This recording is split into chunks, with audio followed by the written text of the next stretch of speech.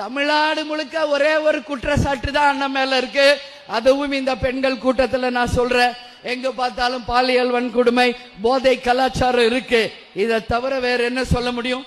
வேற ஒன்றும் சொல்ல முடியாது இந்த ஆட்சியின். நீங்க சொல்றது கரெக்டு தான். அந்த 2 தான் இருக்குது. அதுவே ரொம்ப பெரிய விஷயம். ஆனா இன்னும் நிறைய உங்களுக்கு கணக்கு தெரியலன்னு நினைக்கிறேன். மக்களுக்கு இந்த ரூ. 1000 வந்து மகளிர் தொகைன்றாங்க. அது யாருக்கும் ப்ராப்பரா போய் சேரல. இந்த மாதிரி நிறைய திட்டங்கள் வந்து அறிவிக்கிறீங்க. அது ஏதாச்சும் மக்களுக்கு எல்லா மக்களுக்கும் ப்ராப்பரா போய் சேருதா அப்படின்னு நீங்க கேட்டிங்கன்னா கிடையாது. யாருக்குமே அந்த அளவுக்கு ப்ராப்பரா போய் சேரல.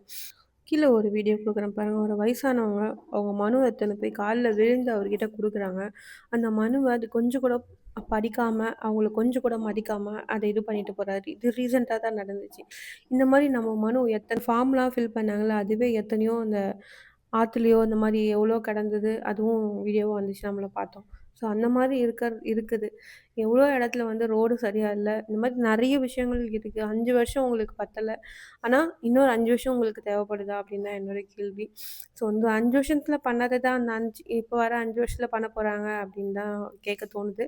சரி, ஓகே. அந்த 2 விஷயம் தான் அண்ணன் மேல குற்றச்சாட்டு அப்படின்னு சொல்றீங்க. அந்த 2 விஷயத்துக்கு இன்னும் விடை கிடைக்கவே இல்லையே. அது கிடைக்கும் கிடைக்காத மாரி தான் இருக்கு. எனக்கு ஒரு பயம் தான். திரும்பவும் இந்த ஆட்சி வந்துச்சு அப்படின்னா, அடுத்த 5 வருஷம் சத்தியமா யோசிச்சு பார்க்காத அளவுக்கு சம்பவங்கள் நெறைய நடக்கிறதுக்கு நெறைய வாய்ப்பு இருக்கு. அதனால தான் எனக்கு ரொம்ப பயமா இருக்கு. அதனால தான் ஆட்சி மாறணும் அப்படின்னு நெறைய பேர் சொல்றாங்க. நெறைய பேர் வாய்ஸ் அவுட் பண்றாங்க. ஸோ நீங்களும் நெனச்சீங்க அப்படின்னா, கண்டிப்பா மாறும்னு நெனைக்கிறேன்.